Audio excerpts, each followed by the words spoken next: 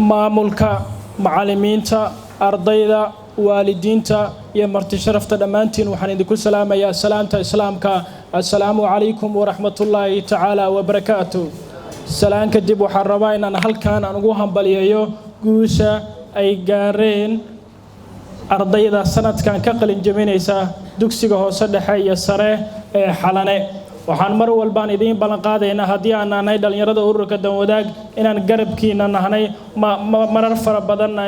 idinkala qayb qaadanay seminaaro fara badan iyo sidoo kale xaflado ururka Danwadaag wuxuu idin balan qaadi doonaa inaan idin garab istaagi doono hadii aan nahay dhalinyarada ururka Danwadaag idinkana caawin doona wax walba aad nagu baahataan waxaan sidoo kale aan idin balan qaadaynaa ardayda aan awoodin inay iska bixiyaan qarashaadka jaamacadda aan u raadin doono minxooyin lacag la'aan ah oo ay noo balan qaadeen qaar ka mid ah jaamacadaha magaalada Muqdisho ee bahwadaagta la ururka Danwadaag oo aan heshiisyo